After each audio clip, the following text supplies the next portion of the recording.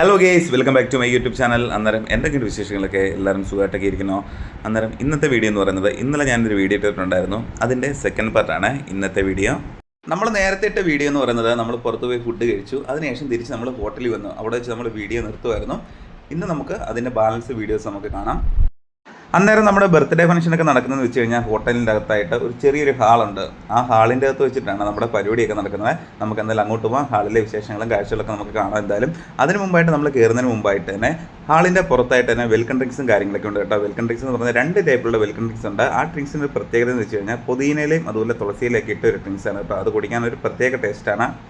ഇനി നമുക്ക് ഹാളിൻ്റെ അകത്തോട്ട് കയറാം. ഹാളിൻ്റെ അകത്ത് എന്തൊക്കെയാണ് കാഴ്ചകൾ അല്ലെങ്കിൽ എന്തൊക്കെയാണ് വിശേഷങ്ങളൊക്കെ നമുക്കൊന്ന് കാണാം കേട്ടോ. അന്നേരം തന്നെ നമ്മൾ ഹാളിൻ്റെ അകത്തോട്ട് കയറുമ്പോൾ തന്നെ ഉണ്ട് കുറച്ച് പേരൊക്കെ വന്നിട്ടുണ്ട് കേട്ടോ. എല്ലാ ആൾക്കാരൊന്നും വന്നിട്ടില്ല, കുറച്ച് പേരൊക്കെ അവിടെ ഇരിപ്പുണ്ട്, കുറച്ച് പേരൊക്കെ അങ്ങോട്ടും ഇങ്ങോട്ടൊക്കെ എന്തൊക്കെയോ സംസാരിച്ചുകൊണ്ടിരിപ്പുണ്ട്.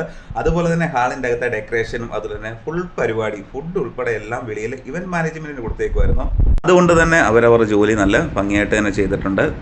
ഇവിടെ വെച്ചാണ് കേക്ക് കട്ടിംഗ് ഒക്കെ നടത്തുന്നത്. അതുകൊണ്ട് തന്നെ ആ ഒരു ഏരിയ കുറച്ച് നല്ല രീതിക്ക് ഡെക്കറേഷനും കാര്യങ്ങളൊക്കെ ചെയ്തിട്ടുണ്ട്. അതൊക്കെ കാണാൻ ഒരു പ്രത്യേക ഭംഗിയാണ്. അതുപോലെ തന്നെ അതുകൊണ്ട് വലിയൊരു കേക്ക്, ഹാപ്പി ബർത്ത്ഡേ ദിച്ചു എന്ന് പറഞ്ഞിട്ട് അടിപൊളി ഒരു കേക്കൊക്കെ ഉണ്ട്. കേക്ക് മുറിക്കുന്ന സമയം എന്ന് പറയുന്നത് ഏകദേശം 11:45 12 മണിക്ക് ഇടയ്ക്കാണ്. അതുകൊണ്ട് തന്നെ കുട്ടിയും കുട്ടിയുടെ അച്ഛനും അമ്മയും ആരും ഇങ്ങോട്ട് വന്നിട്ടില്ല. ആ ഒരു ടൈമൊക്കെ ആകുമ്പോഴത്തേനും അവരിങ്ങോട്ട് വരത്തുള്ളൂ. ഞങ്ങളാണെങ്കിൽ രാവിലെ തന്നെ ഇവിടെ എത്തിയായിരുന്നു. ഏകദേശം 9 മണിയായപ്പോഴത്തേനും ഇവിടെ എത്തി. ഇവിടെ വന്നപ്പോൾ വേറെ ആൾക്കാരൊന്നും വന്നില്ല. ഞങ്ങളായിരുന്നു ആദ്യമായിട്ട് വന്നത്. ഞങ്ങൾ അന്നേരം പോയിട്ട് ഫുഡൊക്കെ കഴിച്ചു, അതിനുശേഷം തിരിച്ചു വന്നു. ആ ഒരു ടൈമിലാണ് പിന്നെ ആൾക്കാരൊക്കെ ഇങ്ങനെ കുറേശ്ശായിട്ട് ഇങ്ങനെ വന്നു തുടങ്ങിയത്. തലേ ദിവസം വരണമെന്ന് പ്ലാനൊക്കെ ചെയ്തിരുന്നതാണ്. പക്ഷേങ്കിൽ ആ പ്ലാനൊക്കെ ചീറ്റിപ്പോയി, അതൊന്നും നടന്നില്ല. വേറെ കുറച്ച് സാങ്കേതിക പ്രശ്നങ്ങൾ കാരണം നമുക്ക് തലേ ദിവസം വരാൻ പറ്റിയില്ല.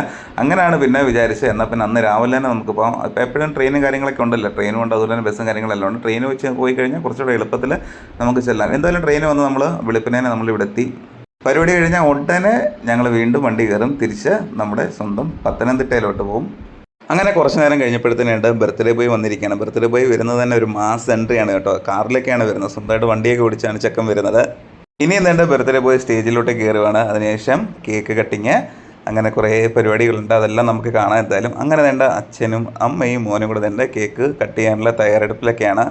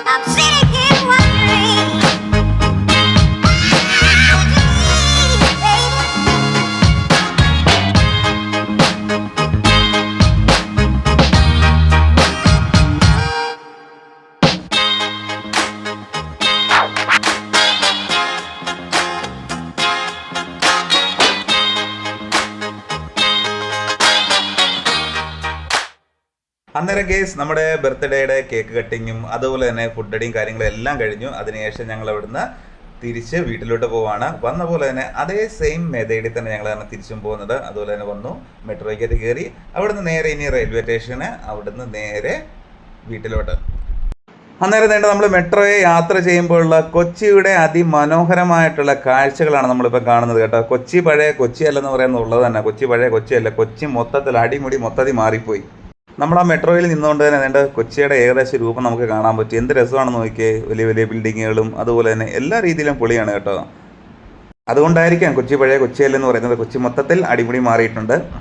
കൊച്ചിയിൽ ഇപ്പോൾ ഈ ഒരു മെട്രോ ട്രെയിനൊക്കെ വന്നതുകൊണ്ട് എന്ത് ഉപകാരം എന്നറിയാം. നമുക്കിപ്പോൾ ഏതൊരു സാധാരണക്കാരനാണെങ്കിലും അല്ലാത്തവർക്കാണെങ്കിലും പെട്ടെന്ന് എവിടെയെങ്കിലും പോകണമെങ്കിലും അല്ലെങ്കിൽ എന്താ പറയുക ഓഫീസിലോ അല്ലെങ്കിൽ മറ്റ് ജോലിക്ക് എന്ത് ആവശ്യങ്ങളൊക്കെ വേണമെങ്കിലും നമുക്ക് പെട്ടെന്നൊന്ന് പോകാനൊക്കെ എന്താ പറയുക ഒരു പരിധി വരെ നമുക്ക് ബ്ലോക്കിൽ നിന്നൊക്കെ രക്ഷപ്പെട്ട് നമുക്ക് അത്യാവശ്യം നമ്മുടെ സമയമൊക്കെ ലാഭിച്ച് നമുക്ക് ചെന്നെത്താൻ സാധിക്കും. അങ്ങനെ വേണ്ട ഞങ്ങളുടെ സ്റ്റോപ്പ് എത്തിയിരിക്കുകയാണ്. ഞങ്ങൾ വേണ്ട മെട്രോയിൽ നിന്ന് വെളിയിലോട്ട് ഇറങ്ങി ഇനി നേരെ പോകുന്നത് റെയിൽവേ സ്റ്റേഷനിലോട്ടാണ്. അവിടെ ചെല്ലണം, ടിക്കറ്റ് എടുക്കണം. പിന്നെ നേരെ വീട്ടിലോട്ട്. അങ്ങനെ ഒരുപാട് ജോലി ഇനിയുണ്ട് കേട്ടോ. നമ്മൾ എൻ്റെ റെയിൽവേ സ്റ്റേഷനിലേക്ക് നിന്ന് കഴിഞ്ഞാൽ മെട്രോ പോകുന്നതൊക്കെ കാണാനൊക്കെ എന്ത് രസമാണെന്നറിയാം. അങ്ങനെ തന്നെ ഞങ്ങൾക്ക് പോകാനുള്ളത് ട്രെയിൻ വന്നു. കുറച്ച് നേരം വെയിറ്റ് ചെയ്തു കേട്ടോ. ഒരു 10-15 മിനിറ്റ് ഞങ്ങളിവിടെ വെയിറ്റ് ചെയ്ത് അതിന് ശേഷമാണ് ട്രെയിൻ വന്നത്. അന്നേരം ഇനി നേരെ ട്രെയിനിലോട്ട് കയറാൻ വേണ്ടി പോവാണ്. ട്രെയിനിൽ കയറിയപ്പോൾ നല്ല തിരക്ക് കയറുന്ന കേട്ടോ. അതുകൊണ്ട് തന്നെ വീഡിയോസ് ഒന്നും എടുക്കാൻ പറ്റിയില്ല. അങ്ങനെ തന്നെ ഞങ്ങൾ പോയിടത്ത് തന്നെ തിരിച്ചു വന്നു. അങ്ങനെ ചെങ്ങന്നൂർ എത്തിയിരിക്കുകയാണ്. ഇനിയും നേരെ വീട്ടിലോട്ട്. അന്നേരം എല്ലാവർക്കും വീഡിയോ ഇഷ്ടപ്പെടുന്നു വിചാരിക്കുന്നു. പുതിയതായിട്ട് കാണുന്നവരാണെങ്കിൽ ദയവ് ചെയ്ത് ചാനലൊന്ന് സബ്സ്ക്രൈബ് ചെയ്തേക്കണേ. അതുപോലെ തന്നെ ആ ബെല്ലൈക്കനോടൊന്ന് അമർത്തിയേക്കണേ. അന്നേരം നമുക്കിനി അടുത്ത വീഡിയോയിൽ നമുക്ക് വീണ്ടും കാണാം. അന്നേരം എല്ലാവർക്കും ബൈ.